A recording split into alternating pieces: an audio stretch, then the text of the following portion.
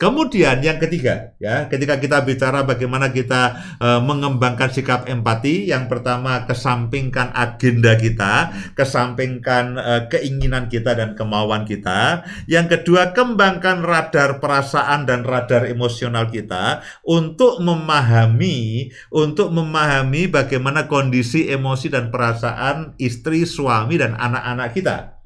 Yang ketiga, tunjukkanlah kepedulian. Ya, kalau yang perasaan itu kita memahami akan perasaan, yang ini adalah tunjukkan kepedulian. Aku bersiap, aku segera akan menolongmu. Tunjukkanlah kepedulian. Nah, empati tanpa kepedulian itu ya bagus sih ya. Ya, misalkan begini ya. Kita lihat ada orang tenggelam. Oke, kalau kita empati yang sebatas empati hanya simpati, kita akan lemparkan ban untuk menolong itu ya, bantu menolong. Tapi kalau kita ini berempati sungguh-sungguh, kita akan langsung terjun, kita akan menolong. Ketika saudara mengembangkan sikap empati, tunjukkanlah kepedulian. Selalu kita punya tangan yang ringan tangan. Saya ringan tangan, Pak. Loh, kenapa? Sering bukan itu yang saya maksudkan. Tapi ringan tangan untuk membantu, menolong satu dengan yang lain. Ya, misalkan begini, suami pulang kerja. Oke, suami pulang kerja pasti capek. Ketika pulang, persenjatai ya, entah emosi, tenaga kita, yang bisa aku tolong di rumah. Istri sudah seharian menjaga anak, memasak dan sebagainya. Ya, jangan pulang lalu jangan pulang lalu kita berharap istri kita yang menolong kita. Nah, demikian juga istri. Ketika suami pulang, cobalah lakukan sesuatu, siapkan sesuatu yang bisa membuat suami itu suka atau senang. Ya, minimal tunjukkanlah wajah cerah, wajah bahagia, wajah rindu. Jangan suami pulang wajah sebel yang muncul. Lalu suami pergi lagi akhirnya. Taruh tas, lepas sepatu, ganti sandal, pergi lagi. Ya, nongkrong di warung kopi dan sebagainya. Nah, jadi masing-masing itu menunjukkan kepedulian. Kita tidak bisa katakan, ya tapi ya saya lebih berat, saya kerja lebih sungguh-sungguh dan sebagainya. Tidak ada. Masing-masing anggota rumah tangga, entah itu istri yang ada di rumah, istri yang ada di rumah, suami yang bekerja di luar dan sebagainya, itu sama-sama capeknya. Nah, alangkah menariknya ya, kita empati dua pihak, lalu memahami perasaan dua pihak, saling menjaga, lalu yang kedua itu saling menolong, saling mempedulikan. Suami pulang, Papa, ini aku buatkan kopi dan pisang goreng. Suami pulang membawakan martabak. Nah, semua bahagia. Semua bahagia. Ya, karena apa? Loh, kalau kita menuntut, semua akan berkekurangan. Suami menuntut, istri menuntut, anak menuntut, itu keluarga akan minus. Tapi suami setiap kali ingin memberikan, ya, entah itu berupa senyuman, pengertian, tidak selalu itu benda. Tidak selalu harus benda, ya, apalagi ketika pandemi semua harus hemat. Oke, tidak semuanya itu benda, tapi pengertian, perhatian itu juga menyenangkan. Ya, ketika saya sedang tidak suka dan istri saya memahami, tidak mengganggu dan mempersalahkan saya, itu sebuah ketenangan. Ya, ketika saya sedang jengkel, dia bisa memahami dan bisa mengerti.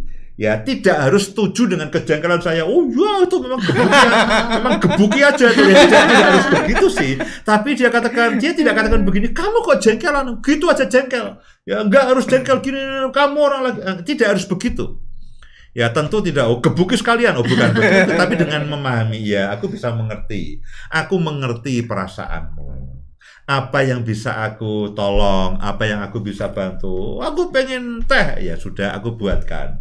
Jangan suami jengkel, aku pengen teh, buat sendiri lah. Aduh, kacau lah kalau begitu. Seru itu. Kacau. Itu keluarga akan minus.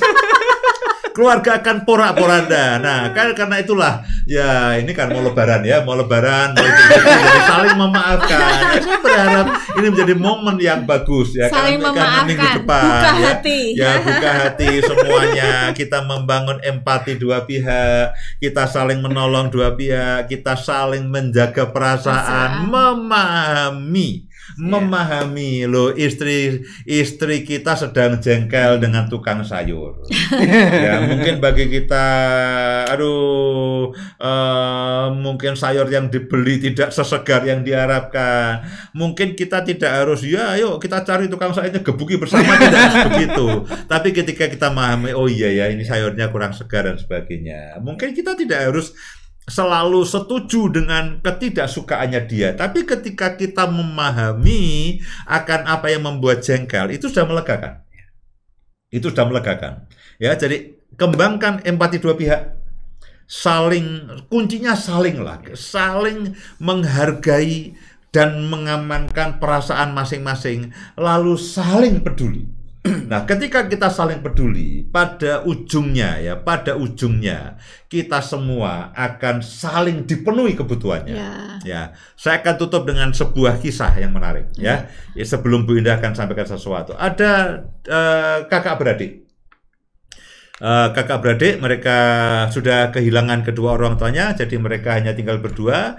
Lalu mereka ini mengelola penggilingan padi bersama. Ya, mereka punya ladang, mereka punya penggilingan padi, mereka kerjakan bersama-sama.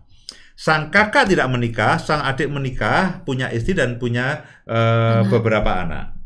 Setiap malam sang kakak itu berpikir, ya ketika mereka habis memanen padi, mereka menggiling padi, mereka selalu bagi berdua, sama banyaknya. Nah, sang kakak berpikir, adik aku ini cuma hidup sendiri. Adikku punya istri, punya anak-anak. Ini tidak adil kalau aku mendapat bagian yang sama dengan yang didapatkan adikku. Adikku membutuhkan beras jauh lebih banyak. Jadi setiap malam, tanpa setahu adiknya, dia akan ambil sebagian dari beras yang dia punya, lalu dia taruh di dalam tempat penyimpanan adiknya. Sebaliknya, adiknya berpikir, aku ini punya istri, aku punya anak-anak yang merawat aku nanti. Hidupku artinya punya kebersamaan. Kasihan dengan kakak aku, hidup seorang diri. Jadi setiap malam sang adik mengambil berasnya, diberikanlah, dimasukkan ke tempat penyimpanan kakaknya. Pagi harinya mereka heran, kenapa aku sudah ambil tapi tidak berkurang? Aku sudah ambil, aku berikan kepada adikku, kepada kakakku, kenapa tidak berkurang? Nah, setiap kali mereka heran, loh ini mengalami fenomena yang ajaib seperti itu. Satu kali entah kenapa tiba-tiba mereka berpapasan, saling membawa berasnya masing-masing. Barulah mereka tahu bahwa ternyata adiknya itu memberikan sebagian kepada kakaknya, kakaknya memberikan sebagian kepada adiknya. Malam itu mereka berpelukan, mereka bertangis-tangisan, bukan karena susah tapi karena bahagia. Ternyata loh, ini kan tidak ada yang berkurang. Pada akhirnya beras mereka sama. Tapi sang kakak tahu bahwa dia dikasihi. Sang adik tahu bahwa dia juga dikasihi. Nah, perasaan itu penting. Perasaan dimiliki, perasaan dikasihi, perasaan dibantu, perasaan dihargai itu penting. Ya, itu penting bagi suami istri.